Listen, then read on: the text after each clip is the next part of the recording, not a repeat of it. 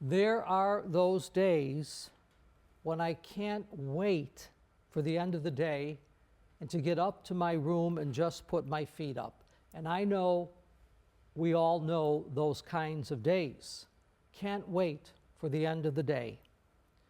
Today, Jesus talks about the end, but he's not talking about the end of a day, but the end of times.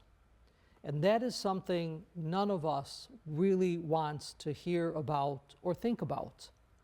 In some respects, it's very scary stuff. But once people heard Jesus speak about these things, they immediately began to wonder when all of this was going to take place. And that's what they were focused on. And clearly, Jesus tells us no one knows the day or the hour. We've been doing that very thing for the past 2,000 years. Just think back at the year 2000, all the predictions of how the world would come to its end. And Jesus again makes it very clear, no one but the Father knows the day or the hour. Now typically when these readings are listened to, we think about the end of time and being prepared, taking each day as if it were our last. But I'd like us to consider something a little different today. Let's think about how God is with us always. Think about how God is present to us always, hoping to encounter us always. Do we notice? And so Jesus uses this beautiful image. He says, learn a lesson from the fig tree. When its branches become tender and sprout leaves, you know that the summer is near.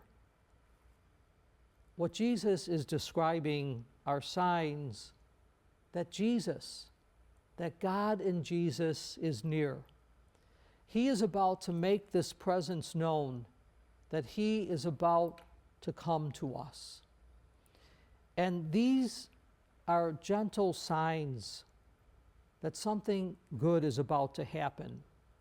And it's meant to be a flip side to the images used moments earlier when we hear about the sky darkening and the stars falling from the sky and the powers of heaven being shaken. These words of Jesus are meant to teach us something today important about our faith, not just solely for the end of time, but something that has meaning for us at this very moment. And this is the lesson. If we want intimacy with God, we have to pay attention. We have to do our best to recognize these moments of grace that come to us in all different kinds of shapes and sizes and in so many unexpected ways. I remember not that long ago, I was having just a bad day. Nothing seemed to go right. I didn't feel right. And then the doorbell rang at the rectory, and I thought, do I really want to answer this? I knew I should, and I had to. So I went to the door, and there was a woman, a kind elderly woman, and she said, Father, I've just been thinking about you. I know that you and our priest work so hard. I made this cake, and I want to share it with you and the other fathers living at the rectory. She made my heart smile, and she made my day. And I share that story with you because, yes, we know that the Son of Man is going to come one day in the clouds. That fact we know for sure. But in the meantime, he will show up, as I suggested in my story, in these little moments of grace, these unexpected moments of grace. Pay attention and take notice of those moments of grace that God will provide for you.